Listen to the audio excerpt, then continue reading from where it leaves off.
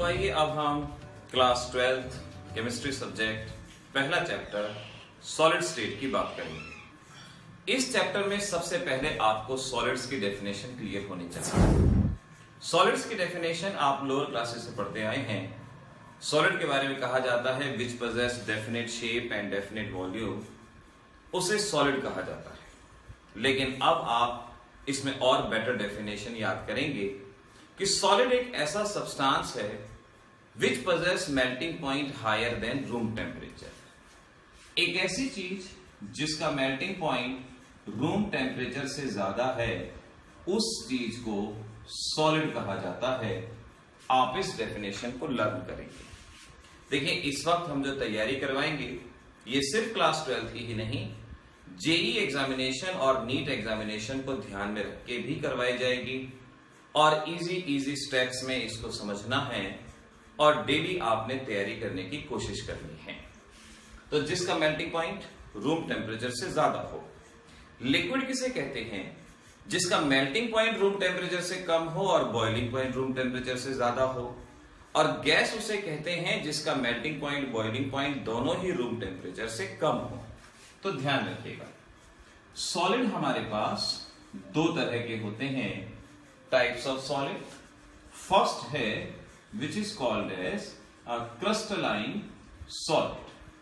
Second है हमारे पास अमorphous सॉलिड। तो solid are of two type, crystalline and amorphous solid. Crystalline solid को ट्रू सॉलिड भी कहा जाता है। जो पॉइंट बताऊंगा उन्हें नोट डाउन करते जाइएगा, बाद में चीजें याद नहीं रहेंगी। इन्हें ट्रू सॉलिड भी कहा जाता है और अमorphous सॉलिड को स्यूडो सॉलिड के नाम से भी पहचाना जाता है। स्यूडो सॉलिड या इन्हें सुपर कूल्ड लिक्विड के नाम से भी जानते हैं। क्वेश्चन आता है, what is meant by pseudo solid, what is meant by super cooled liquid. तो अमorphous सॉलिड को हम सुपर कूल्ड लिक्विड या स्यूडो सॉलिड के नाम से पहचानते हैं। क्रिस्टलाइन सॉलिड का मीनिंग है ऐसा सॉलिड जहां पार्टिकल्स का डेफिनेट अरेंजमेंट होता है।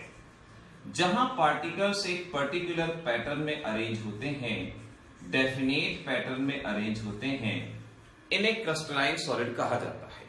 Particle A, particle B, particle A B, A B, A, किसी भी तरह का एक रेगुलर पैटर्न अगर है तो उसे क्रिस्टलाइन सॉलिड कहा जाएगा, जैसे NaCl का स्ट्रक्चर, KCl का स्ट्रक्चर वगैरह। और जहां पार्टिकल किसी पर्टिकुलर पैटर्न में अरेंज नहीं होते, ऐसे सॉलिड्स को हम अमorphous सॉलिड के नाम से जानते हैं।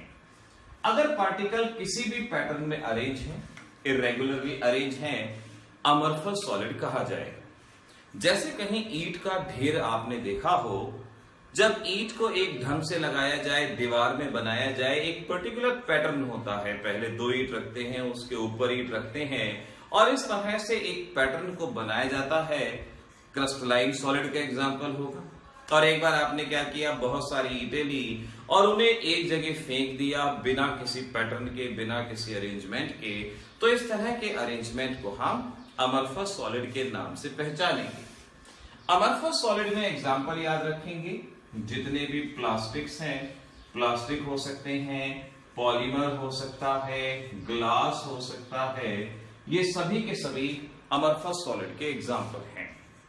हम जो सिलेक्टेड एग्जांपल बोलेंगे, आप उन एग्जांपल को कॉपी पे नोट करेंगे और सेल्फ स्टडी के लिए बुक में से भी इन सारी चीजों को पढ़ेंगे। क्रिस्टलाइन सॉलिड के अंदर हमने बता ही दिया आपको, NaCl वगैरह इस तरह के स्ट्रक्चर यहां पर पाए जाते हैं। अब आगे है types of crystalline solid. Crystalline solid हमारे पास चार तरह के होते हैं। पहले होते हैं जिन्हें आयोनिक सॉलिड कहा जाता है, दूसरे होते हैं जिन्हें मॉलिक्यूलर सॉलिड कहा जाता है, तीसरे होते हैं जिन्हें कोवैलेंट सॉलिड कहा जाता है और फोर्थ है जिसे मेटालिक सॉलिड के नाम से पहचाना जाता है। तो सॉलिड की हुई दो टाइप, क्रिस्टलाइन और अमorphous, और क्रिस्टलाइन सॉलिड की हुई चार टाइप, आयनिक, मॉलिक्यूलर, कोवैलेंट और मेटालिक। चार तरह की टाइप्स हैं क्रिस्टलाइन सॉलिड की। अब इनके बारे में जानते हैं। सबसे पहला पॉइंट, कॉन्स्टिट्यूएंट पार्टिकल। आयनिक सॉलिड में कॉन्स्टिट्यूएंट पार्टिकल आयंस होते हैं, जैसे NaCl, Na positive Cl negative. Constituent particle ions हैं और इनके बीच में फोर्सेस ऑफ अट्रैक्शन होंगे आयनिक बॉन्ड। तो अगर forces of attraction ionic bond है, कॉन्स्टिट्यूएंट पार्टिकल आयंस हैं, इन्हें आयनिक सॉलिड कहा जाएगा। मॉलिक्यूलर सॉलिड, कॉन्स्टिट्यूएंट पार्टिकल होते हैं मॉलिक्यूल्स। मॉलिक्यूल्स बार बार मॉलिक्यूल्स कंबाइन होते हैं, जैसे आयोडीन का स्ट्रक्चर ले लीजिए, एक आयोडीन दूसरा iodine, van der Waals forces of attraction इनके बीच में प्रेजेंट होंगे और इस तरह से इनका स्ट्रक्चर बनेगा। आइस का एग्जांपल ले लीजिए। आइस आपको याद हो, एक वाटर बाकी वाटर के साथ कंबाइन होते हैं और इस तरह से केज लाइक स्ट्रक्चर वहां पर फॉर्म होता है। तो आइस में कंबाइनिंग यूनिट क्या होगी?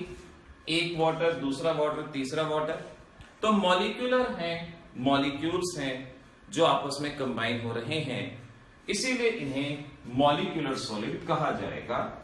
और यहां के फोर्सेस ऑफ अट्रैक्शन दो हैं, hydrogen bond and van der Waals forces of attraction इन्हें कहा जाएगा। एक एक पॉइंट एग्जामिनेशन में पूछा जा सकता है। मॉलिक्यूलर सॉलिड के फोर्सेस ऑफ अट्रैक्शन पूछ सकते हैं। कॉम्पिटिटिव के अंदर आ सकता है कि मॉलिक्यूलर सॉलिड आइडेंटिफाई करो, तो ये कोशिश, ये प्रैक्टिस आपकी होनी चाहिए। कोवेलेंट सॉलिड को हम नेटवर्क सॉलिड भी कहते हैं और यहां कॉन्स्टिट्यूएंट पार्टिकल एटम्स होते हैं। कॉन्स्टिट्यूएंट पार्टिकल एटम्स होते हैं, इन्हें कोवेलेंट सॉलिड कहा जाता है।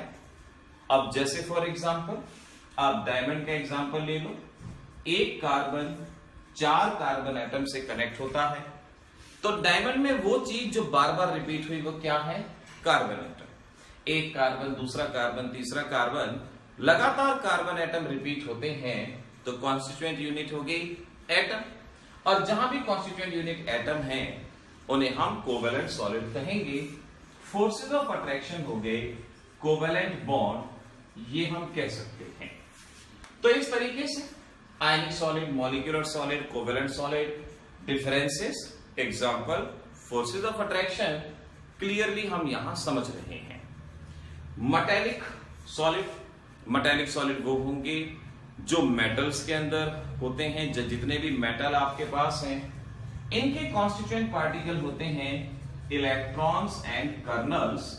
इलेक्ट्रॉन और कर्नल कॉन्स्टिट्यूएंट पार्टिकल। और एग्जांपल में जितने भी मेटल हैं या एलॉय हैं, आपसे कहें आयरन सॉलिड, ये एग्जांपल है। ब्रास कहें, ये एग्जांपल है। फोर्सेस ऑफ अट्रैक्शन कौन से हो जाएंगे? Metallic bond. इस तरह से हम इनको क्लासिफाई कर सकते हैं। तो ऐसे आपने वो देना है, इनका क्लासिफिकेशन आपको मालूम होना चाहिए कि कितने टाइप के हैं, क्या क्या एग्जाम्पल हैं, क्या फोर्सेस ऑफ अट्रैक्शन है, ये सभी चीज आपको अच्छे से आनी चाहिए। अभी तक की बताई गई चीजों में आपसे पूछ सकते हैं define pseudo solid, define supercooled liquid. तो ये सभी चीज क्लियर कट वे में आपको याद होनी चाहिए। अब मैं होमवर्क में आपको क्वेश्चन दे रहा हूं और आपने उन क्वेश्चंस का जवाब ढूंढने की कोशिश करनी है। होमवर्क में ये क्वेश्चंस आपको आने जरूरी हैं। पहला क्वेश्चन है डिफाइन फॉलोइंग्स। आपको डिफाइन करना है स्यूडो सॉलिड कौन है, क्या है। आपको बताना है सुपर कूल्ड लिक्विड किसे कहा जाता है। आपको बताना है आइसोट्रॉपिक किसे कहा जाता है। देन आपको प्रिडिक्ट करना है एन आइसोट्रॉपी का क्या मीनिंग है, ये प्रिडिक्ट करना है। अगला क्वेश्चन है क्लासिफाई फॉलोइंग्स। इन सॉलिड के बारे में बताना है कि ये किस तरह के सॉलिड्स हैं। ए P4 बताना है। बी NH4Cl, ये किस तरह का सॉलिड है। C S8, ये किस तरह का सॉलिड होगा। डी पॉलीथीन ये किस तरह का सॉलिड होगा, ई सोडियम मेटल ये किस तरह का सॉलिड होगा। तो इस तरह से ये क्वेश्चन आपने होमवर्क में ट्राई करना है। आप पहले इन क्वेश्चंस को ट्राई करेंगे, हम कोशिश करेंगे कि इनके बारे में आपको जवाब जरूर दें, लेकिन पहले आप इन सभी को होमवर्क में ट्राई करेंगे।